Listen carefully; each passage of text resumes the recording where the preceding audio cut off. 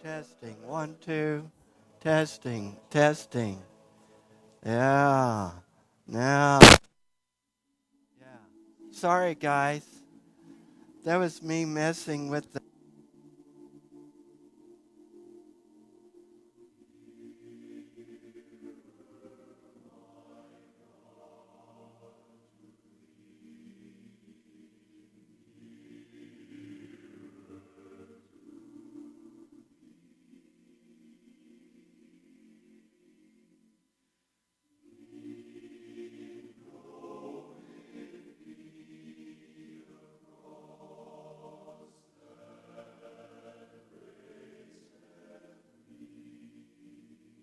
Testing, testing, 1, 2. Testing, 1, 2. Testing, 1, 2, 3.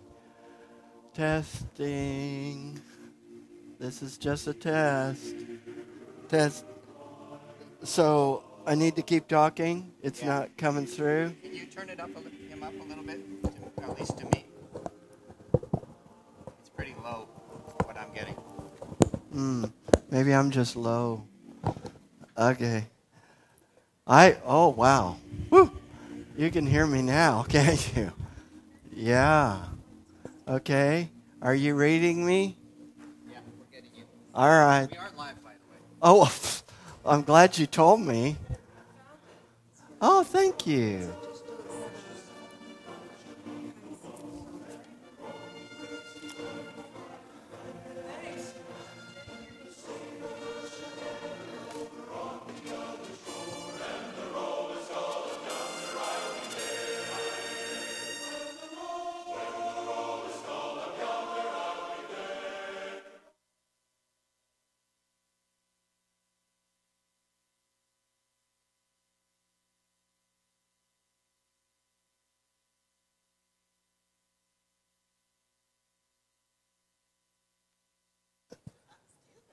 Yeah.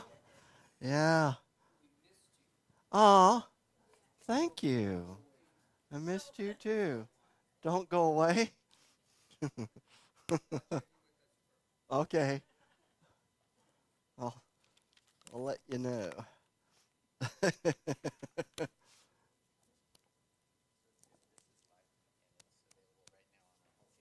Well, those of you who are watching us live, thank you for joining us as we prepare for our class.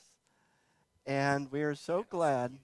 Okay, I'm so glad you have joined us. And so I'm going to send around the sign-in sheet to people here. So it's good to have you all, and good to have those of you who are watching us online, who want to participate in this class online, who could not be here physically, or maybe this is just more convenient for you to come this way. So we welcome you here. So we'll give a shaka to our online viewers back here. All right, thank you. It is us and those who are watching online. Yeah. So good to have you all here. Thank you. Thank you for coming. And my voice is doing good right now. And pardon me while I take occasional drinks.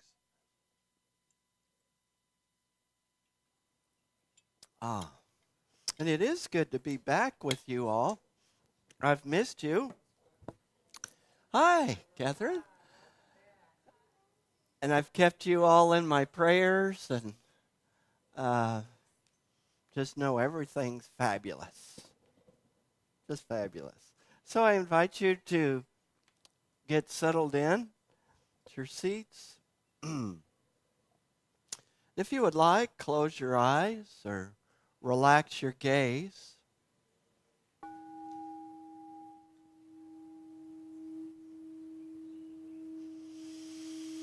Take in and out some slow, deep breaths.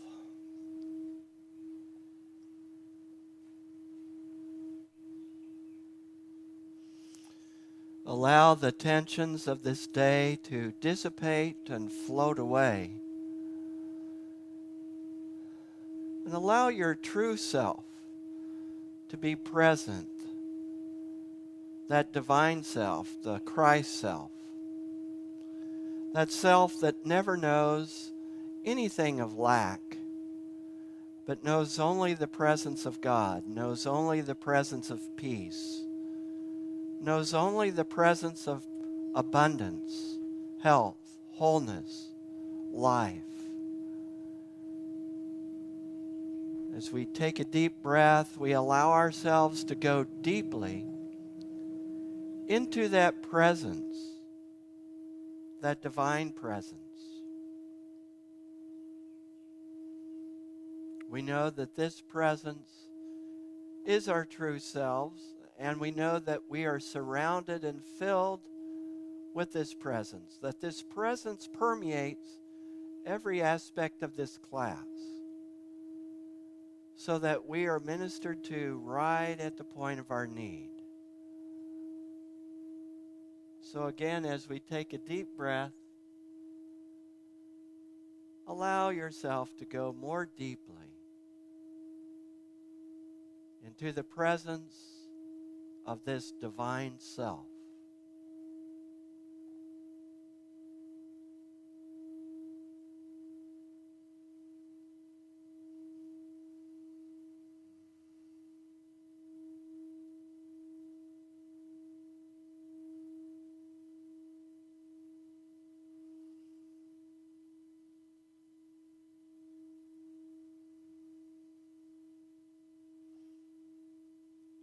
We open our hearts, we open our minds,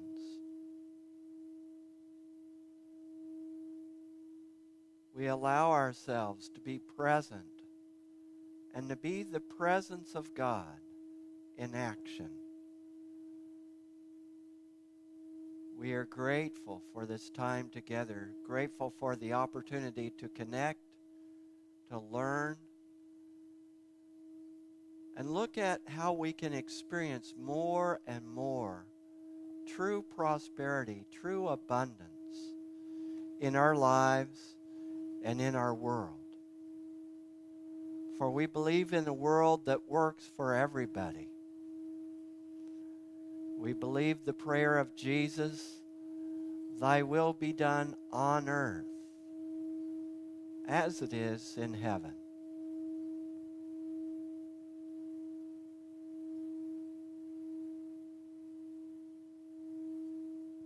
Again, take some deep breaths.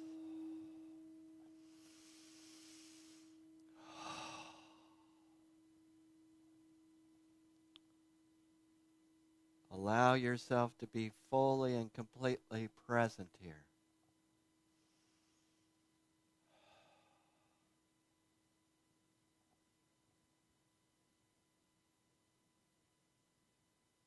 So when you're ready, open your eyes and allow yourself to be present.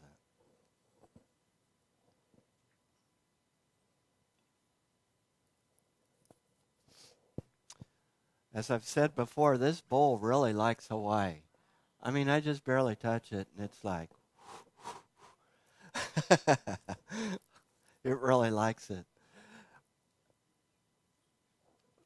Did you all have the opportunity to work on the assignment that I had talked about, creating a treatment plan where you are addressing, removing stumbling blocks to knowing prosperity.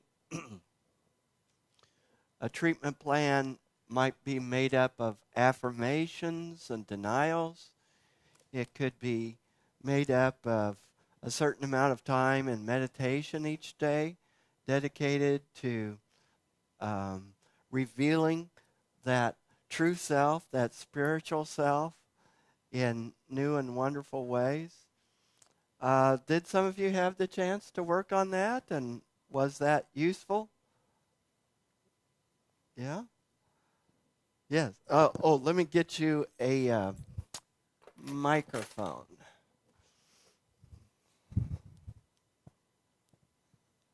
Yes. Well, I took it very seriously, and Good. especially about the forgiveness part, and it was amazing. I just, you expressed an example of your divorce, so that's what I heard anyhow, and mine's been like 35 years ago, and I still have some stuff, and I got to loving and blessing my former husband, who and then also my father, which was really significant. I felt like a different person. Wow. So I really feel blessed. Wow. Wonderful. Thank you for doing you. that. Yeah. Because when you do that work, you're not only benefiting you, you're benefiting the consciousness of humanity by clearing up some of that stuff. Well, yeah, because it was quite a messy divorce. And so, I did him and me and my daughters, and then I did my granddaughters, and then I did 7 generations behind and 7 generations Wonderful. forward. Yes. And really, really massaged it. Fantastic. Mm-hmm. Great. Wow. Thank you. Thank you. Anyone else care to share how your experience with the assignment was? Okay. Catherine. I haven't put this all together, but 2 major things happened. One was that very night, I walked out of here and it started working. And my plan, I have it down here, was to follow the unity principles from the books and also from Butterworth's other books, Discover, and Jesus' formula for healing of obeying the commands and, all the different things, watching your thoughts. And I loved it because it was like clearing the blocks. Mm-hmm. So that very night I went, wow, this is like really working. I can't remember what I was doing, but it really worked. Then I had out-of-town guests, and I had to do a lot of stuff for my house, which I had resistance, ignorance on how to approach it. It was new stuff I didn't know. And I'd been resisting, like, I won't even tell you how, a long time. And it all got done. I feel so prosperous. I sort of feel like a new person, too, because this resistance level. And one time I just said, I'm just going to keep working. It was like I had some resistance. Oh, I'm too tired. I don't want to. And I needed to, and it was okay. I said, I'm just going to release this resistance.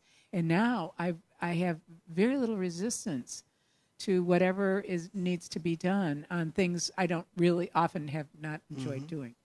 So I can really say it worked. And I wasn't always going back to my plan, but it was always something new thought. Like it was like the little bit difficult for me was I said, all right, how am I approaching this one? And I was sometimes needing to use different angles, but it all worked. And it was all new thought. Good. Yeah. Thank you. Thank you. Yes, yeah. I needed that. Thank you. Perfect timing. Yeah. Thank you for coming back. Well, thank you. Thank you for having me. Yes. All right. Well, I work with computers, so I kind of approach this as a little bit different. So I decided to do 5 things, 5 steps. And looking at first installing a computer program. Mm-hmm. So I said, I'm going to install a prosperity consciousness program. So I treat it as a program and said, okay, when you have a program, what does it do? So then what it does is what I did, which meant consciously doing positive self-talk using the I ams. So it was beyond just affirmations. It was consciously saying, instead of saying, oh, I'm so stupid today, just looking at those words, self-talk, I am, but all along using phrases of prosperity. Wow. So that's what is the program about. Then the third, I then broke it down into every program is susceptible to viruses. Yes. Yes. So step 3 is looking at the viruses that are in my program each day. Mm-hmm. So each day you were gone, I was doing that. And wonderful. The virus meaning fear, worry, resistance, just lack, limitation, anything that comes up, even if someone were a little negative, or, virus, I'm in virus territory. And then the fourth one is then for every virus, you need an antivirus. Right. So my antivirus needed to be what you mentioned, joy and gratitude and faith. So I figured, okay, how am I going to respond with joy, gratitude, and faith? Almost like a mantra. And then last in my program was analytics. Now, analytics for computer jarb is measuring how you're doing. Right. So it's like Dr. Phil says, how's that working for you? So at the end of each day, I would then assess how it worked for me. So I literally did it that way, that it took the emotion out. Right. And then it actually had me look at some things a bit more objectively. Right. And that helped me approach a lot of the stumbling blocks that came up during that time. Wow, that's fantastic. So that's the approach I used for myself. That's wonderful. Yeah. Sounds like a book you could write. Yeah, seriously. That's wonderful. Yeah, Keith. Hi, I have a very basic question. Linda was using one of her methods of forgiveness. And my question is how do you forgive? I mean, I don't know how to forgive. Well, let me just say it this way. One of the things that I've learned is that I realized that there was nothing to forgive because no one really did anything to me. It was my perception that I thought that they had hurt me. Mm-hmm. So I don't need to forgive them because they didn't do anything. It was the way that I thought that they did. And that really freed me from that. How did you shift your perception? Well, I just had to see it in a different way. I had to see the truth of it. There was a lot of it was my own thinking that was really weird because I thought that they could hurt me, and it was just so. I believed in something else. I believed that they had power in me, and I believed that they could hurt me, but they didn't. I saw that in some ways they were there for me for my own highest good. Mm-hmm. And what you're describing, in some ways, is what I mean by the term forgiveness. Oh. So it's actually something we're doing for ourselves. Yeah, I mean, but I realized there was nothing to forgive. Mm-hmm. That's what I'm saying, is that when I changed it, that they didn't really do anything because I had done it to myself. Mm. Mm. So there was really, and I could let them go. But I also saw that they were there for a purpose to help me see that. Mm-hmm. They were actually there for my highest good, for my growth. They weren't my enemy. They were actually my friends in helping me grow. I just didn't see it. So that's just one way. But sometimes I wonder if there are steps to forgiveness. But this was just my way. Yeah. There has to be some steps that for some people who aren't at this point on how to forgive. Mm-hmm. Because it may not work for them, but because they're still hanging on to that hurt or that trauma or whatever, and it's probably very real. Mm-hmm. But most of the time, they didn't hurt me at all. Mm-hmm. And I'm actually glad that they were there. Not that I'd call them up and take them out to dinner, but but they were actually there to help me grow. Mm-hmm. And it really got rid of all of that stuff. Yeah, all right. But I'm just looking for like a 1, 2, 3 in forgiveness. I don't know. Yeah. I used to teach that. You did? Yes. I taught it in psychiatry. Because forgiveness, as I was teaching it, is something we're doing for ourselves. We're actually not I mean, maybe on some karmic level, I don't know, maybe we can absolve some of what a person has done, but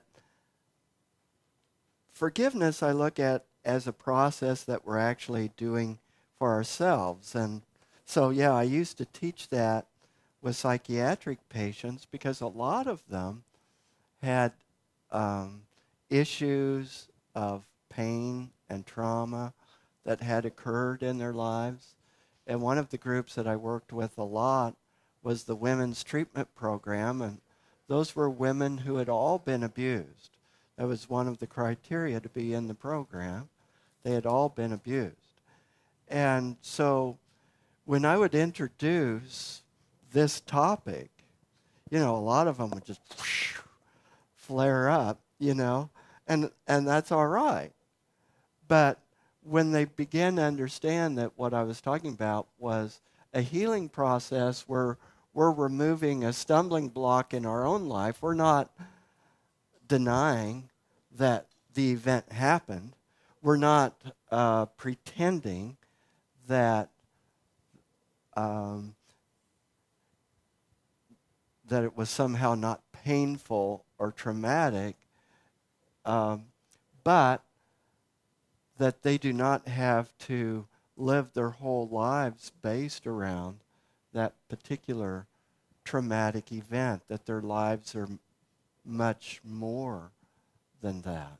That was very profound and fulfilling work to do with folks. And I was picked as the male that the medical staff and other staff there trusted to do that. I was the only male that was put into that role. And so if there were issues with man, and there always were, and if there were issues with God, and there almost always was, yeah, I got to work with that projection. Anyone else want to reflect on the assignment from, how long ago was that? 3 weeks ago? I was going to say last week, but I thought, no, I wasn't here last week. Jan? So I got a bit of a late start because my books didn't come. Oh, okay. In fact, one of them just got here the 16th. But I have been plowing through that. I mean, the spiritual economics. Yes. And I'm finding the concept that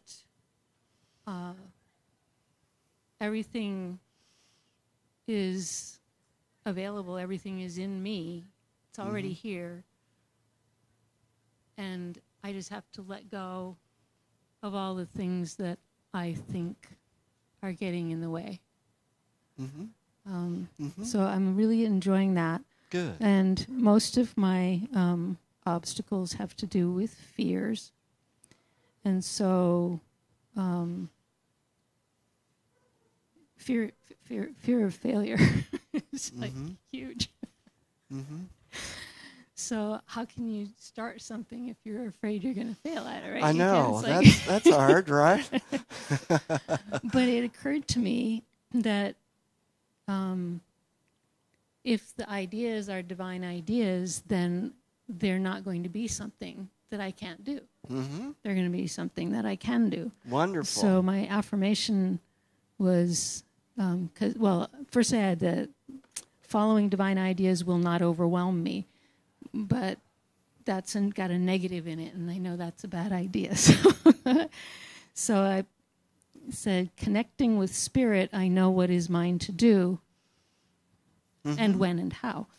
And then divine order has always been a big favorite affirmation of mine. So remembering to use that has been helpful. Good. And then the specific lacks that I am most blocked by are fears of having not enough time and not enough energy. It's like, I got money. I got that kind of solved. I know that it's going to come. Well, that's wonderful. And I mean, it's not like I have huge amounts and I need to increase my prosperity consciousness so I can have more money, but I never worry that I won't have enough. Enough. I have to increase my idea of enough, I think. But I always have enough when I need it. But I'm using the affirmation, I have all the time and energy I need to do what is mine to do, which then I like that. Hooks back to the first. I like that. Could you say that one more time? I have all the time and energy I need to do what is mine to do. And that circles back to the first one of knowing what is mine to do. Right. And that's been a big confusion for me. Mm-hmm. So I can't think about any of this stuff too long because I very quickly start getting confused. Analytical. Yep. Yeah. So I have to I just do this while I'm running. Yeah, let it simmer. Yes. I find that some foods are best when they just simmer a while. Yeah.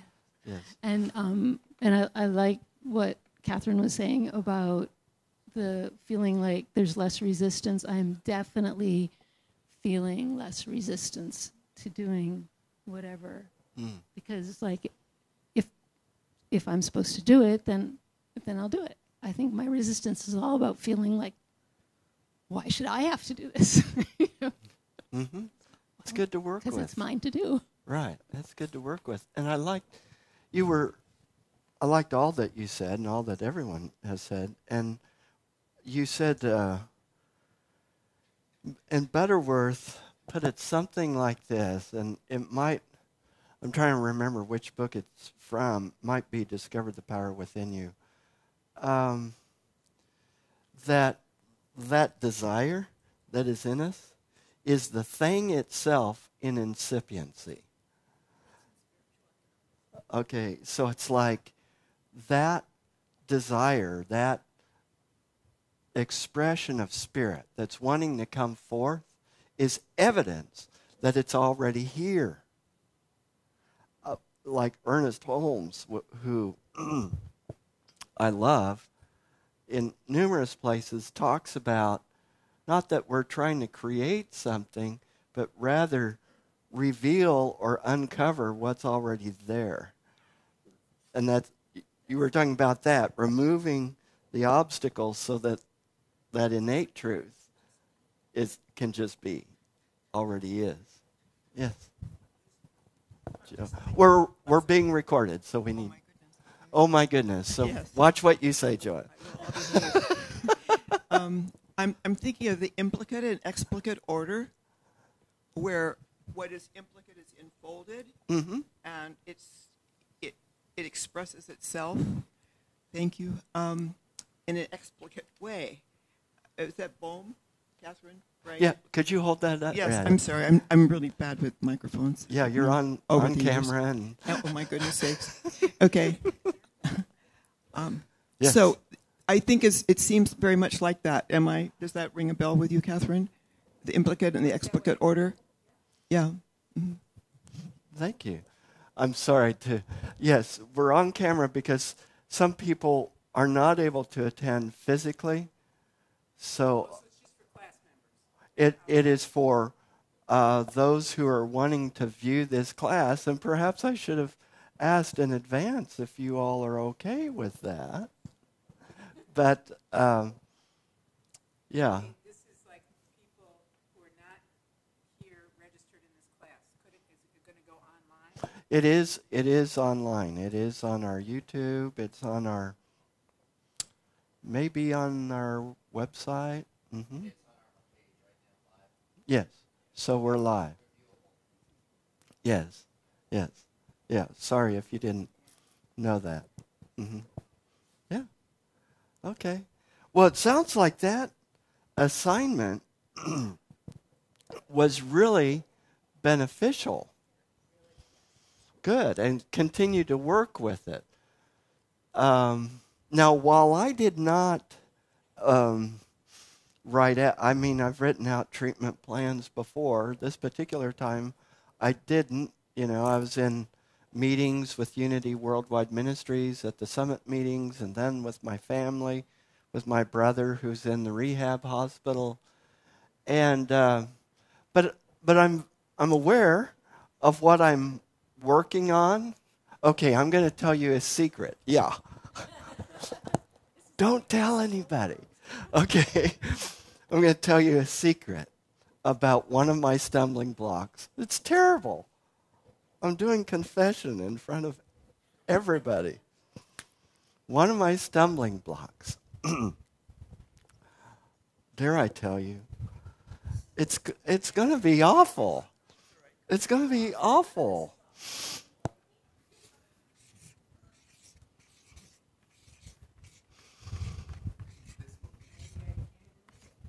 Oh, good. Good. That's why I picked a red, so you couldn't read it. Negative thinking. Now, no matter how much I work on it, there's still sometimes these patterns that creep back in of negative thinking. And that negative thinking interferes with my experience of prosperity. Because if we're defining prosperity as really experiencing the abundance of life, the wholeness of life, wholeness in relationships, then if I get it, and you know, I mean, that's a subjective term, negative thinking. What is negative or whatever? But when I start criticizing and analyzing and, you know, why can't these people drive better? Why are these people stuck in that particular paradigm? Why did this happen? Why did that happen? And I can begin this cascade of negative thinking. And the reason you need to keep this secret is that this Sunday, I'm going to be speaking on Lent, L-E-N-T, let's eliminate negative thinking. And most of the stuff I preach about is the stuff that I need to hear. You're hearing all kinds of secrets tonight. You just have to keep it close. So, it's obvious to me, okay, one of the things that I look at, and I also tend to think of computers and programs and viruses and so forth. And to me, that's like a virus. You know, negative thinking. It's like a virus. But what I also learned from my work in psychiatry, which was a very strengths-based approach, rather than looking at the pathology, looking at the strengths that the person was bringing, how they survived, the coping skills, what it was in them that kept going when everything was against them. So what I learned is that every behavior has a purpose. Now, it may or may not be healthy, but every behavior has a purpose. So I found myself over these last 3 weeks asking myself, what is the purpose of negative thinking? What do I get out of that? You know, sometimes, I mean, maybe I can get sympathy, or I can come up with some great excuses, you know, that, yeah, it's not my responsibility. It's because of what these people are doing or what is happening there or whatever, something outside of me. The scariest reason that I've come up with is that negative thinking is a way for me to not have to admit the divine self that I am. Negative thinking is a way for me to not fully own my absolute oneness with God. Because if I'm really knowing my oneness with God, there really isn't room for negative thinking. Because in God, there's only abundance, health, wholeness, you know? So I do think this is a good exercise, and it's an exercise you can continue to do throughout different times in your life of identifying stumbling blocks, finding affirmations and ways to deal with that. It always helps me to find out, okay, why am I doing the behavior? And then when I look at why I'm doing it, then I can begin to replace it with a new program that I really want, where I can really bring about in my life what I want, you know? Does that make sense? Catherine, let me get you a microphone. I'm going to get teary. I'm so appreciating your being back. I'm really enjoying this. Thank you. And I was in meetings all day and I was tired, but I am just coming alive again. And I was surprised at, I was so unclear in my speaking, and I thought, wow, Kat, that doesn't sound like very clear. And because of what you just shared, what you were sharing is much of what I was experiencing these last 3 weeks. And I'll just say two things.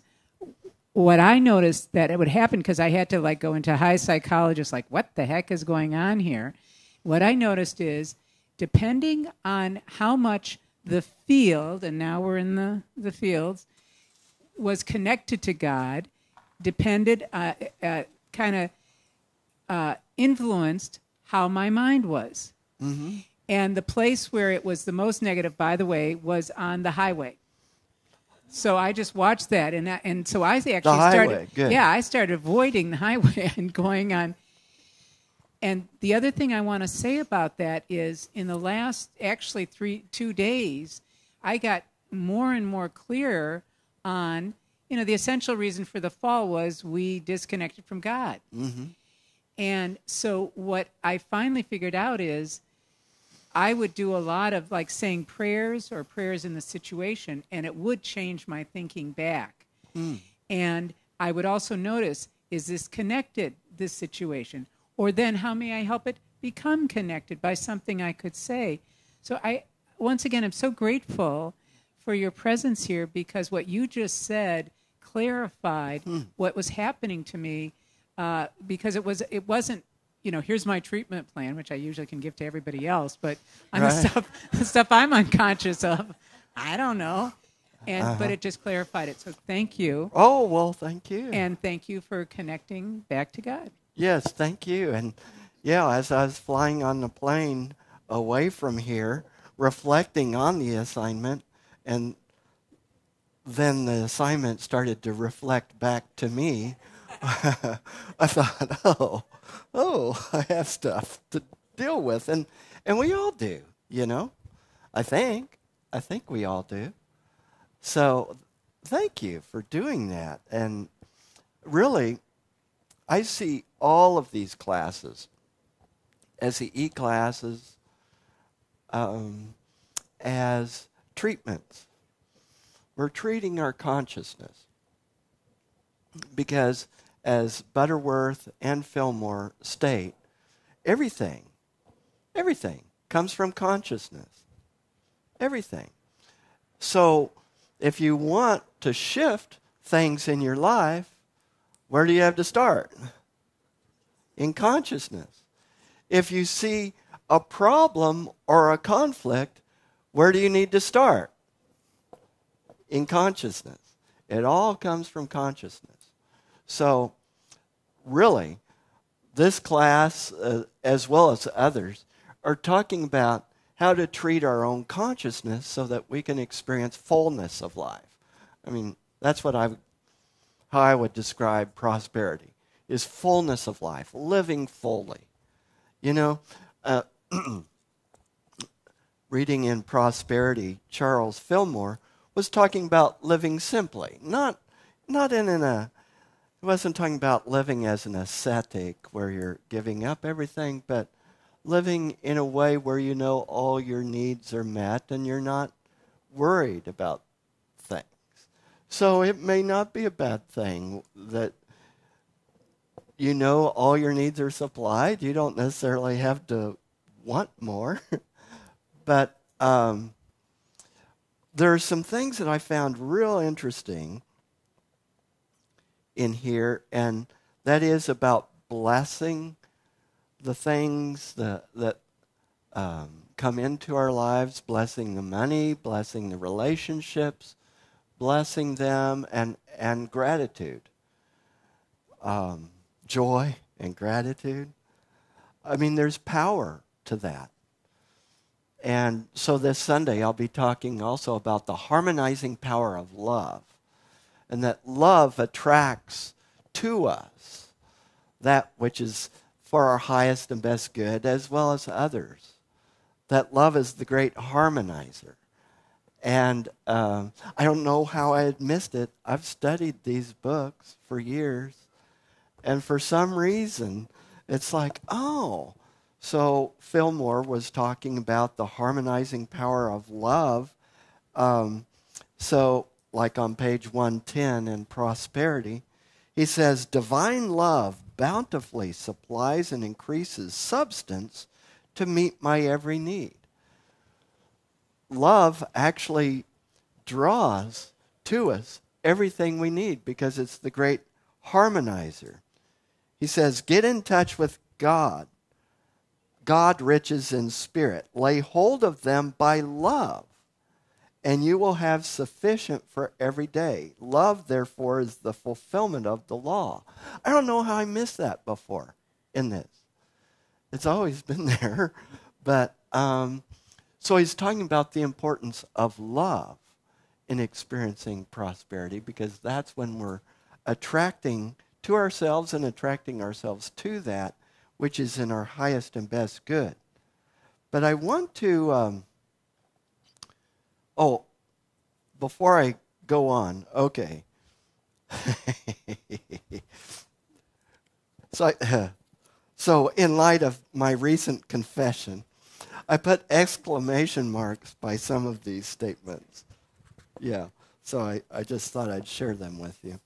Okay, so there's this verse, in 1 John. It says, perfect love casteth out fear. Perfect love casts out all fear.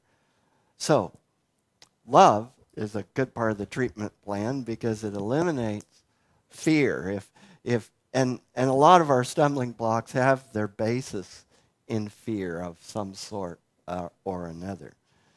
Fear is a great breeder of poverty, for it breaks down positive thoughts.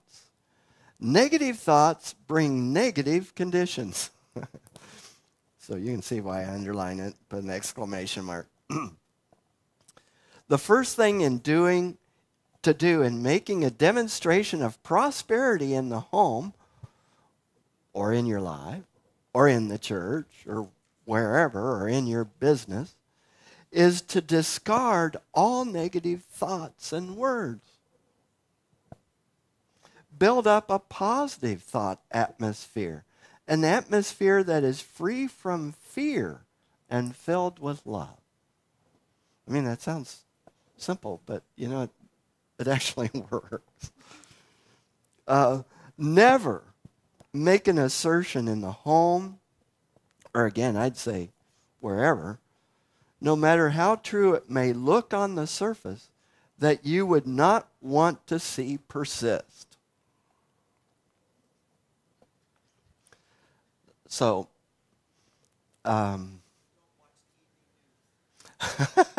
or you pray throughout the evening news. When I watch it, I pray. Yeah. So, it's not, well, yes, words are things. Words have power. I don't want us to become neurotic about it. But, we're giving fuel to a particular type of consciousness by the words we use. So if we're talking about lack and limitation, then we'll see more and more of that. Or if we're focusing on abundance and how God provides, we'll see more and more of that. I have the most... Is this on? It is. I have the most recent, clearest example of that. Okay. I was just at a meeting, and it was kind of in a New Thought school. I'm not going to say what it was. And part of it was a speech teacher, and she was very dramatic. And so, this was the last 2 days. 2 days ago, she started us out, rolling the, I'm not going to say it, thunder, lightning, strike, and on, like 20 times. I'm like going, no, next, And my unity person in me is going crazy. The thunder starts, the lightning starts. Oh, I heard about that. She says, we're spell making, we're creating. But she didn't realize that she was creating the bad weather. And I said, don't you realize? And then, and then I start saying the Lord's Prayer. And then later on, the sun comes out a little bit. And then she starts again. And remember how bad the rain was? And then, she said, I was accused of, I have never seen such a clear demonstration of having hundreds of people saying about negative weather, and it just pouring. It has power. It does. It really does. It's. Yeah. Everything begins in consciousness. So, one time at Unity of Wichita, we had a drought for 2.5 years or so. It was bad drought. And, there's lots of farmers in Kansas, and, a lot of the bread that people eat, comes from wheat that's grown in Kansas. Anyway. So, a man came up to me who was a farmer and a businessman, and he said, you pray for all kinds of things. Why don't you ever pray for rain? We've had this drought for all this time, and you've never prayed for rain. Why is that? I said, I don't know. I'll pray for rain. He said, good. Okay. So the next service, I prayed knowing rain, feel it. Can you smell the rain? Can you feel it? Can you hear the rain hitting the roof? All of that. Leading people into a visualization and praying and knowing it and declaring it. So I think it was maybe the next day or two, there was a tremendous storm. I mean, what is called there a toad strangler, where the toads can't even get out. Anyway, so, but there was also hail and high winds. There's stained glass right above the soundboard. And so the stained glass was knocked out, and the soundboard was flooded, and the back of the sanctuary was flooded, so that subflooring warped, and it looked like a miniature golf course back there. And so then he and others came to me afterwards and said, next time, be a little more specific. We don't want rain in the sanctuary. No, there is great power in consciousness. And so be clear on what it is that you want. Be clear on, you were talking about that desire that's in you. And what I'm seeing and experiencing in my life, I don't know, it seems to me like it's speeding up. The time from which I begin to set it in motion and when it happens, it seems to be speeding up. I don't know. I've heard other people say that as well. Let's see. Let me go to Mary and then I'll come here. I have a bit of a problem with the idea that the weather. I mean, I know everything is consciousness and so on, but the weather is the weather.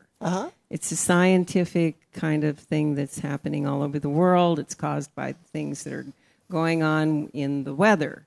And none of it is normal. A lot of it, none of it. I have a very difficult time with kind of the superstition. It's kind of a superstitious idea that, we pray for rain and rain comes. Maybe rain was already here. I mean, we had a storm come into this island that was predicted like a week before it even got here. There was thunder and lightning, and, she was just reflecting what the weather was being announced is going to be. So I have a difficult time with things that are kind of like, la, la, la, la, la, la, la, la. I'm more practical with that. But I'll tell you what I do believe, and that's in our personal life. What we speak and what we think is our creation. That's how we create of our own weather, of our own personal life, and how we conduct our. And I'm like you. I have negative thinking going on that I'm, working with and trying to get back beyond and change that and move that for myself personally. But on a personal level, for our personal lives, yes, indeed, we are the creators. And I think that's what Butterworth is talking about in his book, is how much of us is totally and completely off base most of the time, which is why we create garbage in our lives. And we all have it. Everybody's got it. Nobody's without it. So that's where we have to do the work. I'm not sure that I want to spend my time praying for rain in a drought. I think it'd be more effective for me to pray for the rain and the prosperity in my own life and the drought in my life to go away and put my concentration there and, just keep focused on trying to retrain my mind in the way that it thinks and the words that come out of my mouth and the ideas that I express. And that, to me, affects not only myself, but my community, the world of people. Not the world of weather, the world of people. And that's, I think, the most important. That's just my opinion. Thank you, Mary. Okay. Thank you. And Catherine, you had something? Two quick things, but then a serious, very serious question. I do want to say, I appreciate what you were saying, Mary, and I like how you explained it. I will say two things. We do know that global warming has been affected by what human beings are doing. And having read the Bible through now several times, I always marked where it says, God says certain things about what happens with the weather as related to what was happening in people's hearts and stuff. And it's one of the ways that karma kind of comes back. But I don't mean to argue the point. My question, and it goes a little bit along with what Mary is saying, too, is the place where I get most concerned and a bit concerned with these books is we might say, are we stepping over some boundary in praying for rain and then seeing it with our senses rather than asking God, if it's your will, this or something better, this is what's being asked for. We know you provide for all needs. You've done that. And I would get worried if I'm trying to visualize something, and Butterworth even talks about visualizing is a different kind of thing. So that's my concern, because then aren't we playing God a bit, especially if it's doing things beyond outside of our own personal life? Well, I'm glad you brought that up. Thank you, Catherine. Let me respond to that.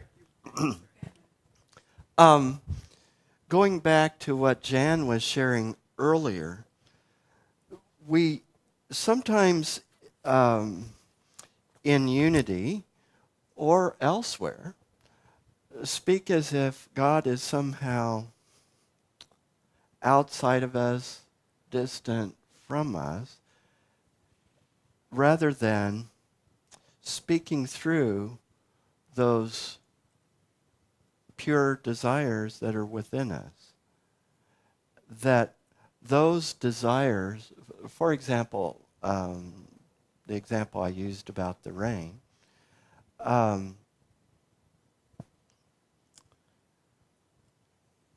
that desire is something that is actually pure, because it's not only for their welfare, but to feed other people and so forth. And so when a desire comes, I've had people sometimes come to me and say, how do I know if this is my will or if it's God's will? And when I talk with them about it, generally what we come to is that if what they are willing is a genuine desire that is rising up within them, that would bless their lives and other people's lives, to me, there isn't a distinction of my will and God's will so much as we're that expression of God's will, and those intentions and desires of our heart are the voice of Spirit speaking. So, yeah, I know very metaphysical people who in their prayer say this or something better. And that's cool, you know. But I think it's okay to, you know, I flash back on when my brother, one of my brothers was in 2 major surgeries in one day, and I got to the point where I was just completely disabled. It's like, in terms of faith or whatever, I was just a mess.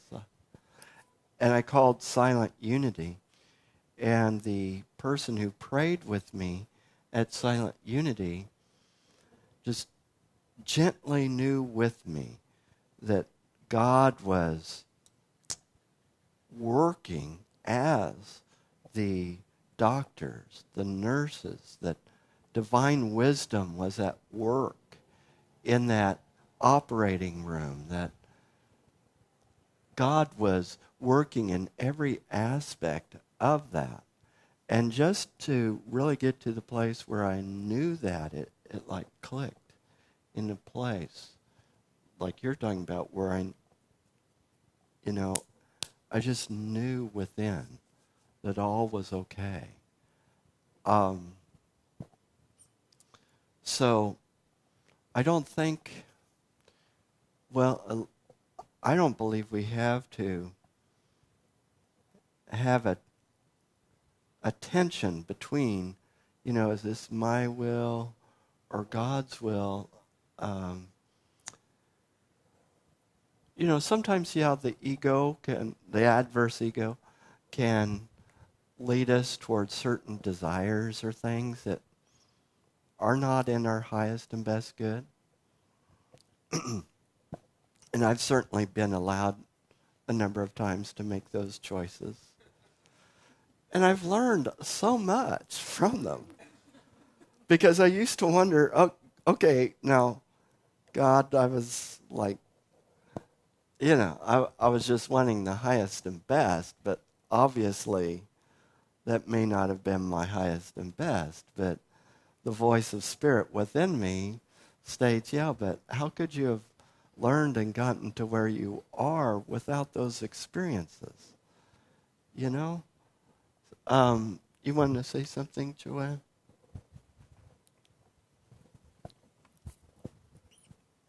There's a book, Knowing Woman, by Irene Claremont de Castillejo, and there's a little story in there. It's about the rainmaker. Yeah. And the rainmaker doesn't make it rain; he allows it to rain. And perhaps that allowing thought makes it holds it a different way. So we ask that it be allowed. I'm not sure, but that's just came to me. My thank you. My perspective on prayer, coming from Ernest Holmes, is that when I'm praying with somebody, I'm not trying to make something happen. I'm knowing with them the truth that is already there. Which is there's a difference for me. So it's not performance driven. Like, I've got to say a super duper prayer to make sure this comes through. As far as I'm concerned, I could quote a nursery rhyme, but if I had the consciousness behind it, it's quite effective. The words that I use when I pray with somebody, I'm using to help me to know the truth of the words I'm saying. So I'm doing a treatment on myself by the words that I'm using. Were you going to say something, Mary? Or stretching or niggling? Squirming? Yeah, Ernest Holmes is very clear on that. He said it's all perfect. It's already done. Yeah. And what you do when you pray is rather than trying to create an effect, you release the truth within the person that you're praying with. Exactly. Yes. And the truth is that they are perfect, whole, and healthy, and they are prosperous and whatever. And so you are working not to create something new for them because it's already there. They've got it all. Exactly. You're there to help them to reveal to them and to yourself because, when you pray for yourself, actually. Yeah. And you're treating your image of them. Yeah, exactly. And you reveal the truth, and that's all that needs to be done because it's already there. It's already that's right. Already there. Right. I love that about Ernest. He's so clear on so that clear. one, man. I'm telling you. It's so clear. He used to do treatment. I read the story, but read a lot about him, and he used to. People would come in for treatment. They'd heard about this wonderful man who could do all of these wonderful things. And so he would sit down with them, and he wouldn't say a word. Right. And then he'd get up, and they would go, "Is that all?" And he'd say, "It's already done." So, yeah, it's finished. That's right. Well, that's really powerful. Because it's already there. It's already there. It's already done. Yeah, thank you. Thank you, Mary. Allowing it. That's right. Now, let's see. So I'm thinking about, there are some places here where it talks about blessing what we have. Let me find this.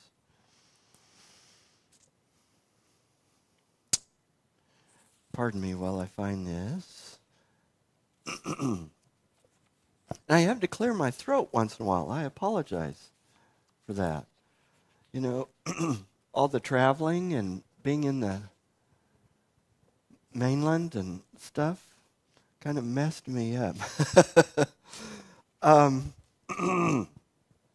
Okay, this is starting on page 99 of Prosperity, towards the bottom of the page. What kind of character are you giving to this inner substance by your thoughts? Change your thought and increase your substance in the mind. We should form the habit of blessing everything that we have. Being grateful and blessing it. This is part of the reason, like, whatever it is. And I try to do this, like the bills that come in. When I see them at first, it's like, when I first see the bills, I've honestly gotten to the place where I have gratitude, that I have money to pay the bills and grateful for the services that are being provided. Honestly. Now, there's times where there's a little bit of resistance in between that and actually writing the check. But when I write the check or pay the bill, I feel this sense of blessing, and I'm actually blessing it. He says, it may seem foolish to some persons that we bless our nickels, dimes, and dollars. but we know that we are setting the law of increase into operation. All substance is one and connected, whether in the visible or the invisible. The mind likes something that is already formed and tangible for a suggestion to take hold of. So he's talking about, and he does talk about praying for rain. He says if we pray for rain, we should be sure that we have our umbrellas with us. So, learning to, and I'll get to you, Keith, but then I went over to Butterworth, and he says, confer, that is, blessing means to confer prosperity upon. And says you can bless your home, your job, your money supply, and confer a consciousness of abundance on them. And he talks about Plato's law. As you feel grateful, again, this goes back to gratitude, and this is in this edition on page 89. This is in Spiritual Economics now. Sorry, I'm flipping back and forth. As you feel grateful, you become attractive, not only in your beauty and radiance, but in your relationships with people. More importantly, you release a vital energy that draws to you opportunities, employment, and a secure flow of substance. And one other place here. Now, this is going later in the book. This is chapter 9, the money enigma. And he asks, so then what is money? Money is an enabling symbol. It is a tangible representation of intangible universal substance. So in other words, it's something physical that we can hold on to that is representing universal substance. When we think of, money is tangible in that we can hold it, we can see it, we can feel it, and it is a symbol of universal substance. So it's not something that is bad because it represents that universal substance that is God. And Fillmore takes this to the logical conclusion, which at first can, for some people, might feel a little shocking, but we can work on that. Which enables you to provide food, shelter, clothing, entertainment, books, leisure, security against want. He goes on to say, get the positive thought. Money is good. Money is God in action. Now, just as a spiritual exercise here, we're in class. Repeat after me. Money is good. Money is God in action. Money is good. Money is God in action. Money is good. Money is God in action. Can you feel that? Does it feel all right? Or does it set up some dissonance? If it sets up some dissonance, you can reflect on that and see where does that dissonance come from. For me, it's very harmonizing because I realize, God is my source, and money is a symbol of this universal substance. So there's nothing wrong with money. It's actually very useful. And the issue is how we use it, not making it an object of worship, but that is, it's an expression of that universal substance that is God. Yeah, Keith, you wanted to say something? Well, I love my bills. I do. Because bills remind me that some people trusted me when I didn't have the money.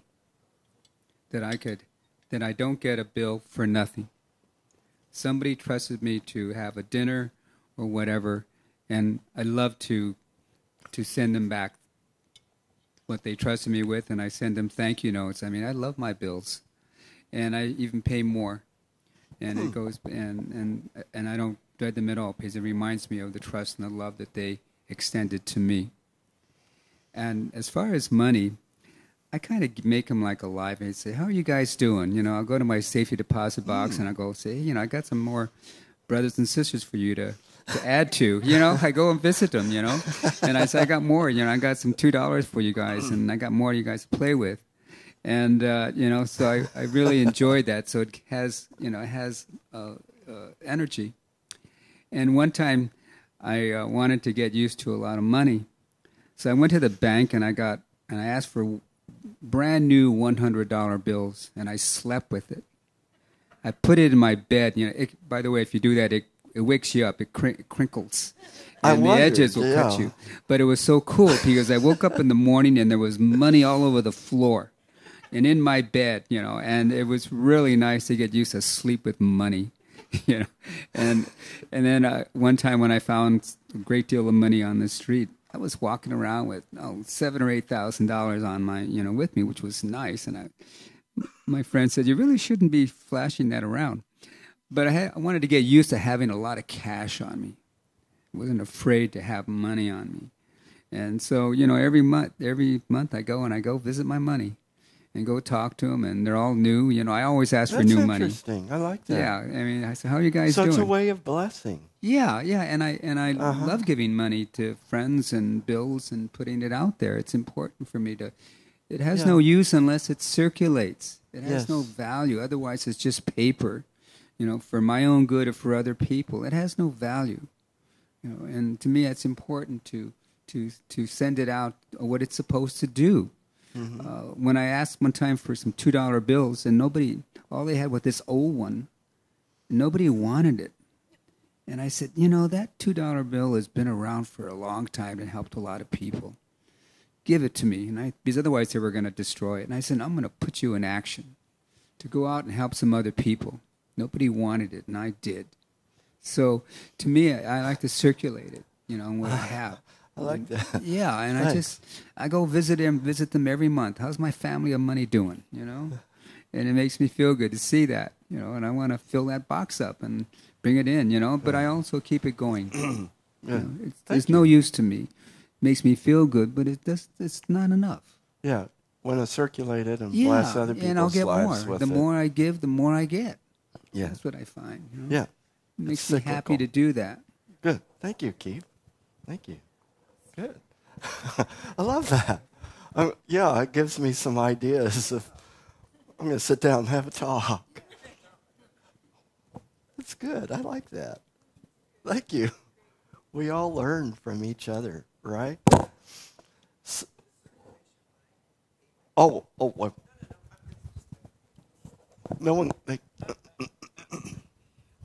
I do see the circulation when I pay my bills. I just think of what everybody has done, all the work that's done, all the hours that are put in to making everything work. And the money is just something that assists, helps the flow or creates the flow or is a part of the flow. Mm-hmm. Yeah. Thank you.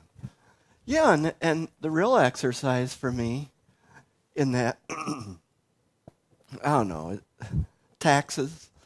You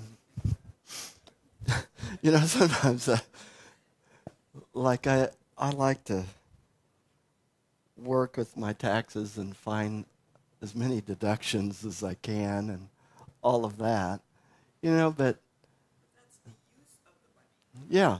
So Paul Hasselbeck, who teaches a lot of Unity classes, when someone will say something like, "Oh, I spent my time doing such and such," he'll say, "Did you spend your time or did you invest it?" Again, looking at the language and the consciousness behind the words.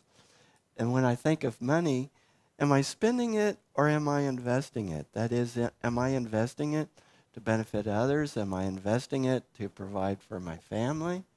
You know what I mean?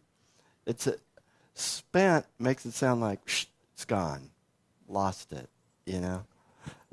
Right, yeah? Now, was that difficult for anybody to repeat, money is good, money is God in action? I remember the first time I led that affirmation, and I thought, that's really interesting. And someone put in the offering plate, I don't know, it was a bill that had a picture of Jesus or something on it, you know, because they wanted to demonstrate that principle that money is God in action. That is, it's blessing people's lives. It's circulating. So we do not have to feel cut off at any point or separate. Let me read some other things here. You are never further than one idea from all the wealth in the universe. You always have within you the inlet that may become the outlet to all there is in God. I love that phrase. You always have within you, and right now I'm reading page 151 in this edition of Spiritual Economics. You always have within you the inlet that may become the outlet to all there is in God. So all of us have complete potential to express all there is in God. When we grab hold of that idea, then we recognize that there is no such thing as separation. That we can express all the fullness and life of God. That is why Charles Fillmore made a very controversial statement, and it's in the Prosperity book. I don't know if you've read it. It stirs up things. But he says it's a sin to be poor. Now, he's not saying that those people in our families, in our community, in the world that are experiencing difficulties or hard times are sinful. What he's being poor, poverty, is a state of consciousness.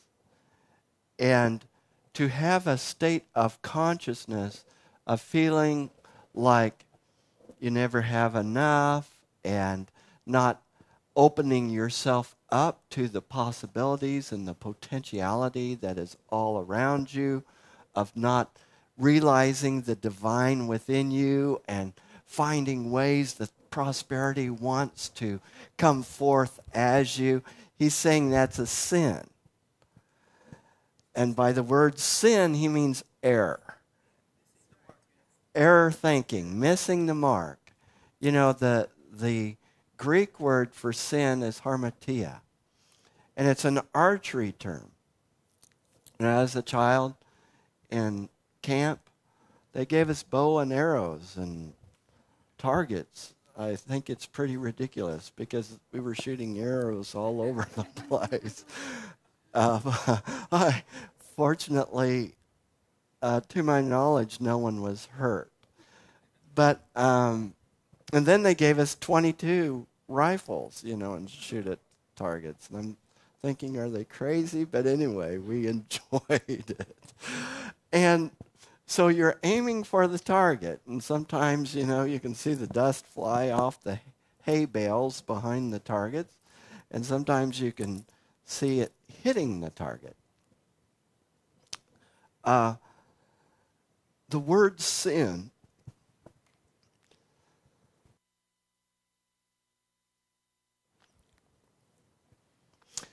the word that is translated sin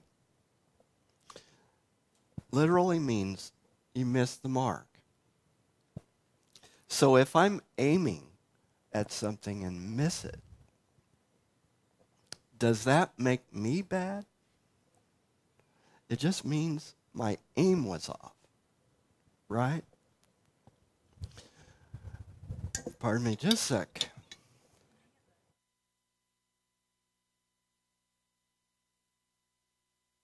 Whoop. It's just hard for me to talk with a throat lozenge. Yeah. I just sprayed this up my nose. Just did a neti wash on TV. That was good. I need to watch that recording.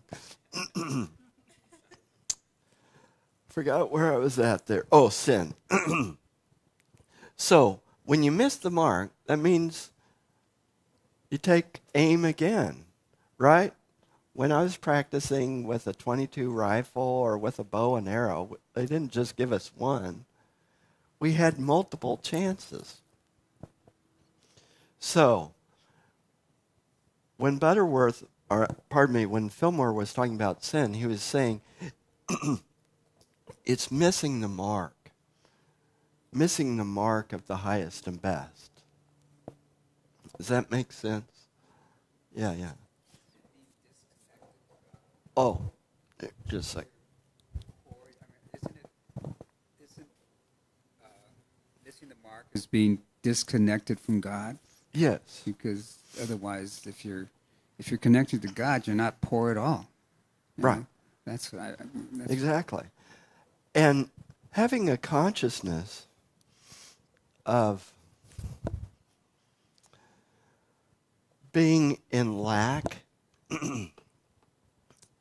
means being separate from our source, being separate from God. The fears that we have, the fear of failure, is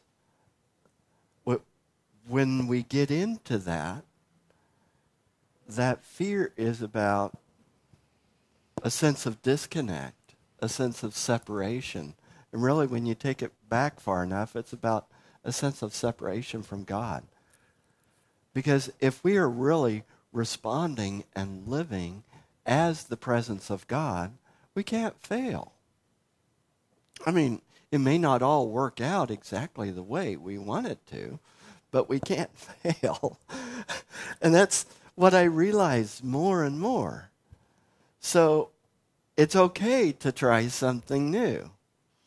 Because even if it doesn't go the way I thought it would, I've learned something valuable from it, and many times people will come to me wanting to know, how do I bring about this dream, and they'll have a dream of being a worldwide teacher and speaker and changing thousands of people's lives. And I say, great. Have you heard of Toastmasters? I mean, start somewhere. Start at some point where you can begin to bring those gifts forth, Joanne, you wanted to say something. And I'm going to blow my nose after my neti wash. I'm a person who loves words, and I've spent a long time collecting a few. But after all these years, my 23 years, yeah, it's my birthday this month. I just understood or saw for the very first time the meaning of the word repent. I always thought it was a bugaboo term, like if you made a sin, then you repented, like mea culpa kind of stuff. But it means to rethink. And all you do is rethink the missing the mark, and so it takes all the bugaboo out of it.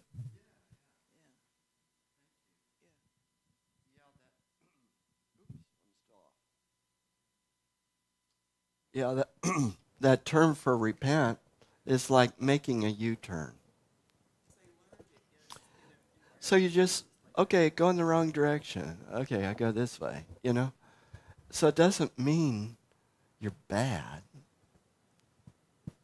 You're just seeking a new direction. Anyone else have a question or comment? Yes, Mary. Yeah. Sympathize with you here. It's always interested me, and I've never experienced this, of course, because I've never won the lottery. But there's stories. Not yet. Not do yet. Do but you play it? No, that's not the point. The point of the story is something else. I've not experienced this yet because I've never won the lottery. But I've heard all of these stories about people who do and become enormously wealthy, and they can't keep it. Right. It goes away in various ways. I mean, there's no blame about it. But that's, and I understand that as because they, the consciousness isn't built. The consciousness was big enough to get the lottery to deliver the money to them, but keeping the money and living the life that they dreamed that they could have can't be done for some of them. Right. And that's a very interesting concept to me. It is. How do you create a consciousness? I mean, this is a question. How do you create the consciousness to get all the money, and then also at the same time lose it all, give it away, fritter it away?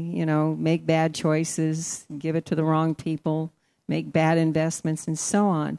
So how does that work with it? Anybody got any ideas on that one? Because I'm really curious about it. And I was going to say something that, in regards to consciousness, that it's like when we have a vision for something that we want in our lives, but we don't yet have the consciousness that can really contain that vision. So those people get this money and do not have the capacity to really contain it. It's bigger than their consciousness. And someone else was going to say something. But there's an interesting example in Spiritual Economics, Butterworth's book, where he talks about a man who, now, of course, this is going back to when Butterworth was writing it, but, this man was in a productive field as a salesperson, and he made like $15,000 or whatever, and they were really, really disappointed. And so they put him in the poorest, worst area that a salesperson could be, where others had not been able to succeed at all. And he made $15,000. And they're like, wow, we haven't had a salesperson do that in this area. He must have gotten through his slump. So they put him in a really prosperous area, and he made $15,000. That's where his consciousness was. It didn't matter what the circumstances were, Yeah, Jan.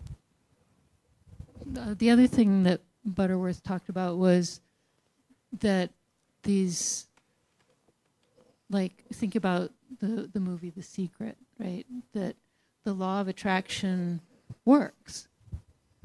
But the people who use the law of attraction to get stuff but don't have the consciousness, they're just going after stuff. Right. And so they get stuff, and then stuff goes away. But what he's saying is if you have the consciousness of prosperity, then when you visualize and you get something comes to you, then you get to keep it because you can contain it. Mm-hmm. Right? And so a lot of the people who win the lottery are probably like that. They wanted money and they visualized themselves winning this money, and then they get it. Mm-hmm. They don't know what to do with it. Mm-hmm. Yeah, Joanne? I also wonder if one of the reasons people lose, if you will, the money is that they have guilt about having it. Oh. If they have a shadow piece in that area, Oh, a guilt that's a of good having idea. too much, they really don't deserve it.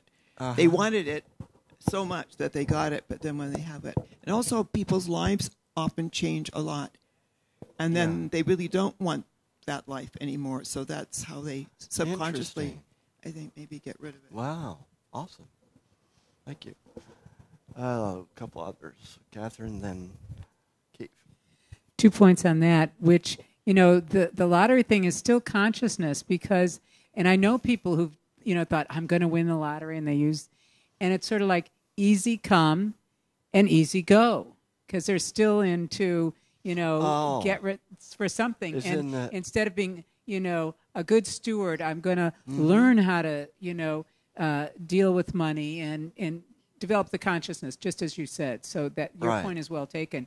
But if you have no consciousness about how that happens, then there's no consciousness about retaining it. What I want to say, and this is one of my big thank yous to Unity, and if anybody's listening, you join in. And I want to give a biological analogy. We know in the hypothalamus, that's the place where the set points are. The set point for your temperature, the set point for your weight, the set point for your emotional thermometer, whether you're cold emotionally or really fiery emotionally. And I began to think, and I don't know if I'm right or wrong, that there was a set point for prosperity. So, because, it's literally all your set points and your default options. So it goes along with what we've done. So what I started to do in prosperity is rather than going, I didn't go for the lottery, but I would say, I'm now going to increase my income by $1,000. And I thought, yeah, that's doable. That's doable. And it would happen.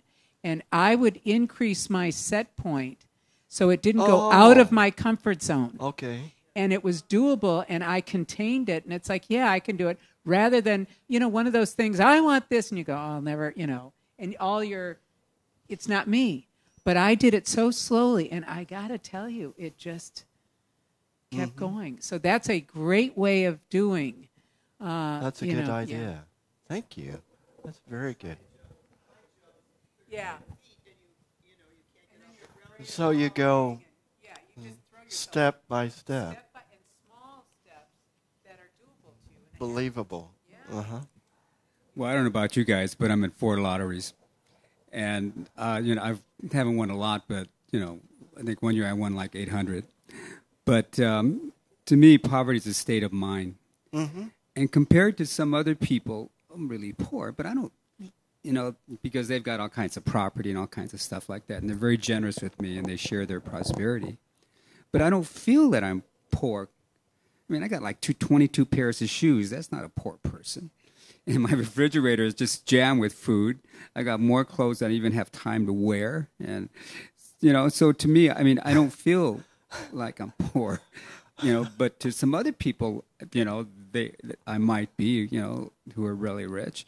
And to me, it's I'm living the way that I want, and there's a lot of things that I don't have to have. Mm-hmm. As long I have a wonderful, expensive Tempur-Pedic bed. Oh, that's wonderful. The simple things that bring me pleasure and a good night's sleep.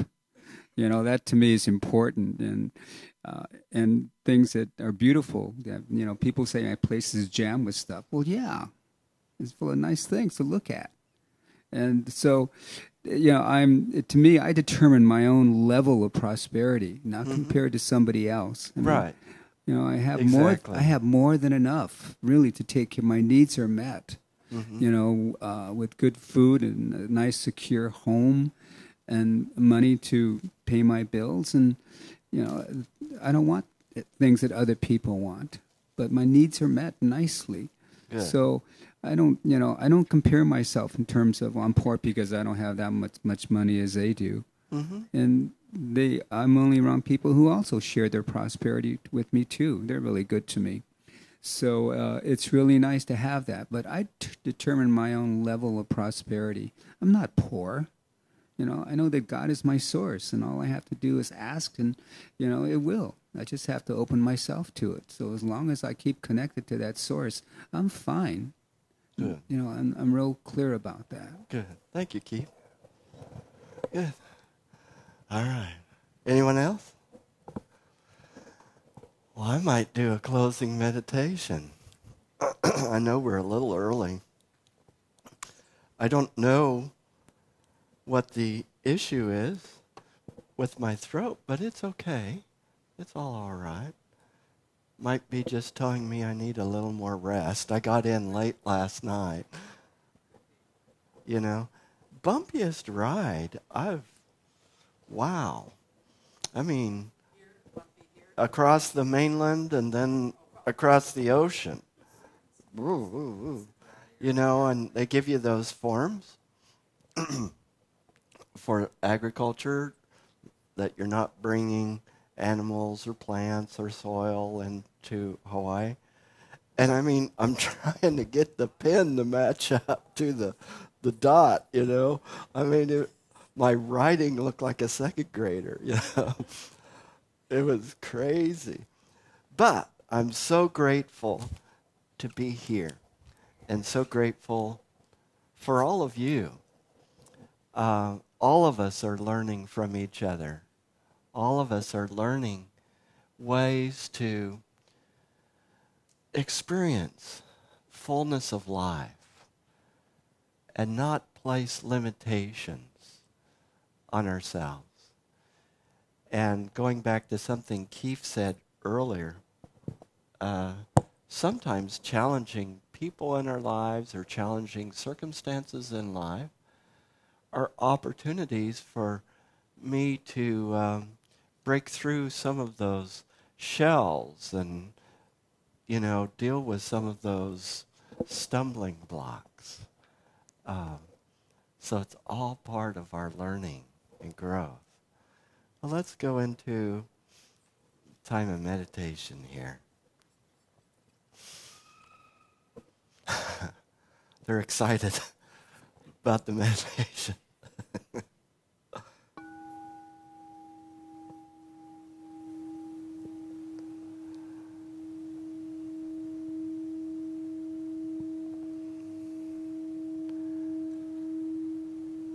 As we take a deep breath, we can close our eyes or relax our gaze.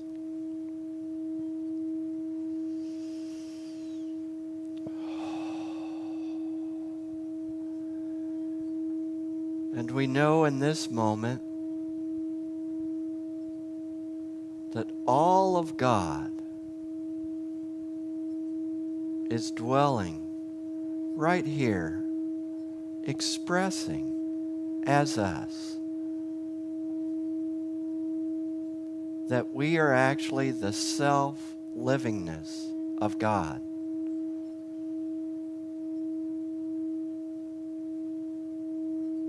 And so, of course, God, expressing as us, expresses in fullness.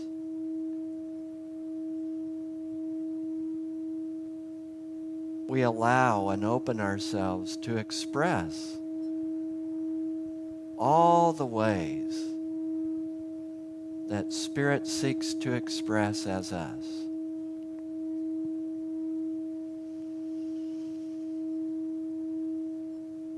We allow ourselves for this moment and on an ongoing basis to be in touch with those visions, those dreams that Spirit is seeking to live as us.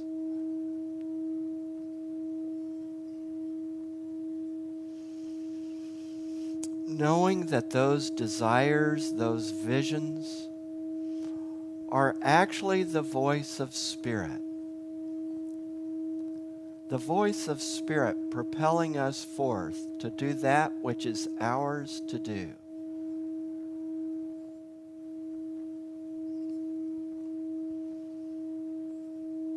Instead of being lost in the delusion of separation and not enoughness, we allow ourselves to experience the allness, power, presence, and peace of God.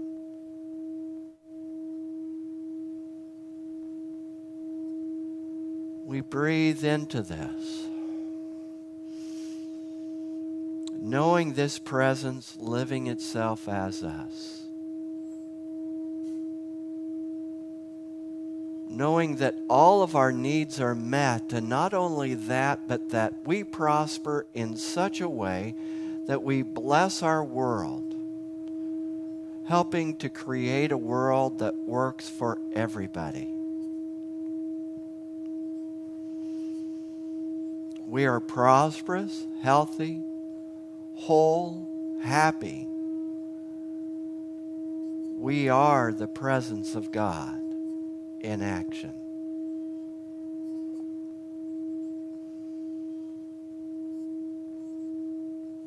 Let us take that for a minute into meditation.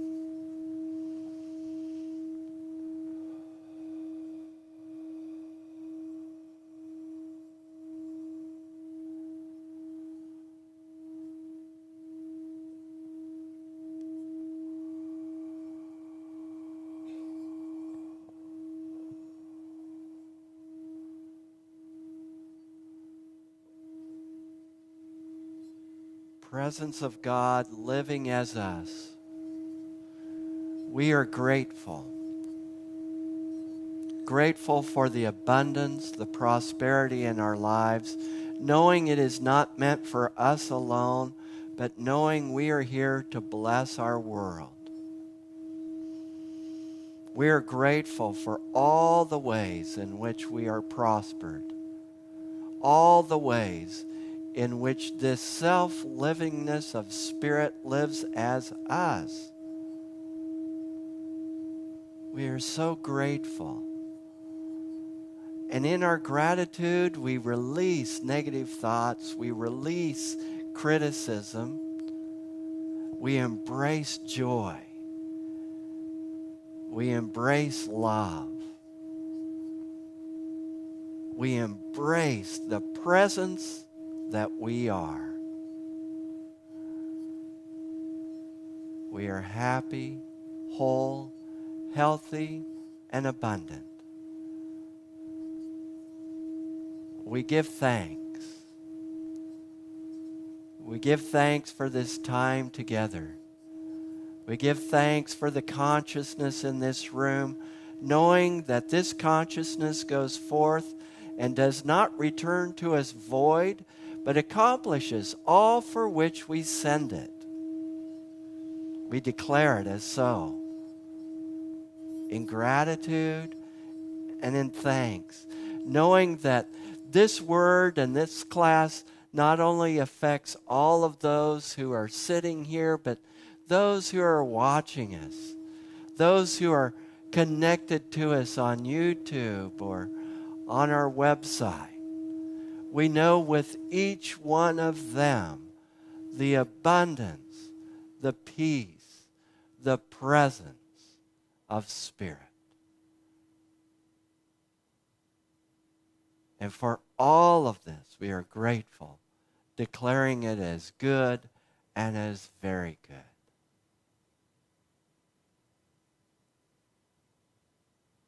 And together we say, and so it is.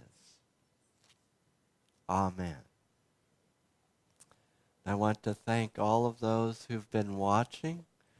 Thank you for joining us. And I hope you can join us next Tuesday night at 6 o'clock Hawaii Standard Time. Oh, offering. Yes. If any of you online wish to donate online, that would be perfect. Because we know that we circulate and share the abundance that we have. We circulate it. We can pass this basket around. Thank you. And it's interesting. My voice came back. The meditation helped.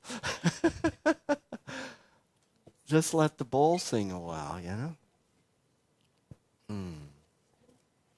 Thank you. I usually don't do this part, but I hope you don't mind.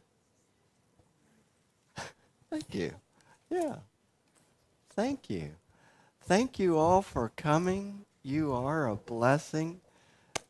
Be the best Christ you can be. That's what Paul Hasselbeck used to say to me all the time, and to others who were students. Be the best Christ you can be. And what that means is, be that presence of God. Be that presence in action. And thank you for sharing about how you've worked on those assignments. That was exciting. Wow. I was so impressed, and I'm still thinking about how each one of you responded to those assignments. And I'm thinking of the computer programs, and that was excellent. Thank you. And all of those were so good. We're still on, aren't we, Sean? Good. I think it's a good thing to have that break because you can put it into practice. You have a little bit of information, you have half the information, and you can begin to practice with it. Right. And we really did. Yeah. So thank you. Oh, that is a great point. So here's the assignment. Thank you. Here's the assignment for this next week. Just as Catherine was suggesting, come up with a goal of what it is that you wish to see come about in your life. It could be money, a certain amount. It could be something regarding a relationship. It could be totally internal, a sense of clarity and cohesiveness. But I want you this week to look at, okay, what are the steps that I take to allow this, to reveal this? What are the steps that I take in consciousness and in action to reveal this? Now, I know of one teacher who gave his students like $10 apiece, and he said, when you come, I want you in 2 weeks or something to turn this into $100. And these were high school students. And so they had to really learn to be creative with, okay, first they had to imagine, okay, $100. And then, and this is a person from the congregation in Wichita, and then they had to think of, okay, what are opportunities where I can turn that $10 into $100?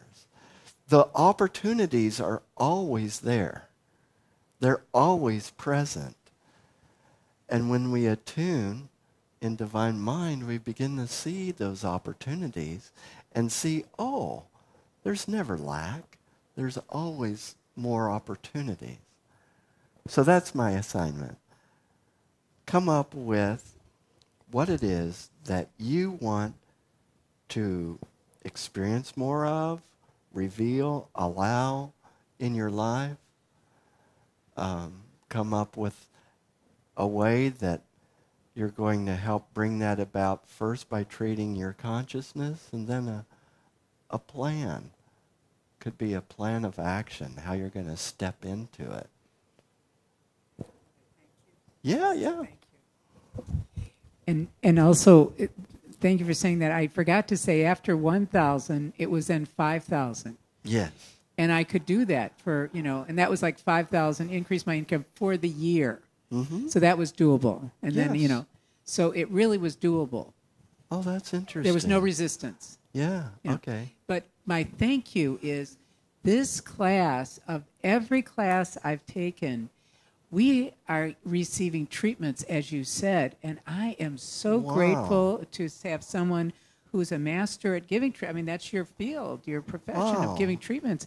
Good. And I am feeling, receiving, they're working. And Good. I went, this isn't just education, it's treatment. Oh, good. Thank you. Oh, thank you. Wow. That's great. Yeah. Thank you. Thank you so much. I love that. I'll take that. Okay. Keith, you have another comment? Yeah, what I realize is in this class, we have a chance to have God talk, which sometimes there isn't the opportunity in a Sunday service. And we begin to really to strengthen and clarify our connection to God and how it works in our lives. Mm-hmm. And I like that interaction that we have a God talk, and that doesn't happen too often. And we'll say in a class where we get to experience how we each have our connection to God. Right.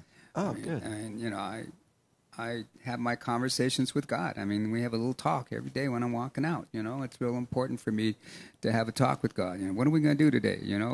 To me, it's important to have that. But this is important to be with other people, and it reaffirms that. Mm-hmm. And I think that's really one of the wonderful benefits of this class. We have a God talk. We get down. Can we talk? And I think that's really nice to have. Good. Thank you, Keith. Yes. Pardon me. I think even though we haven't maybe introduced ourselves formally, or maybe I just wasn't there on the first meeting, but anyway, just listening to people. You can state your name. Oh, I'm Joanne.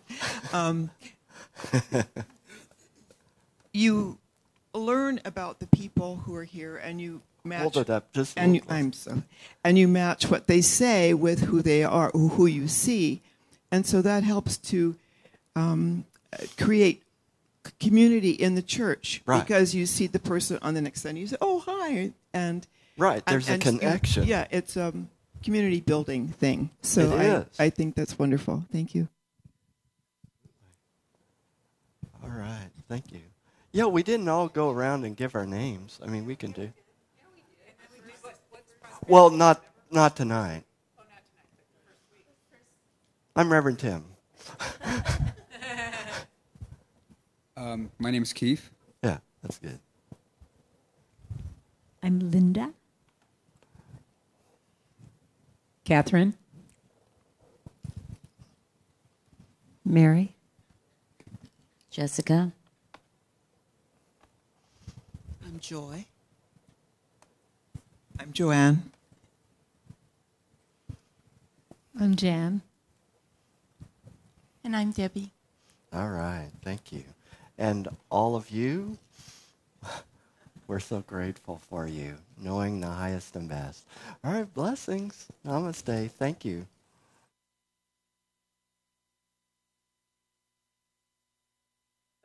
And Sean, thank you so much.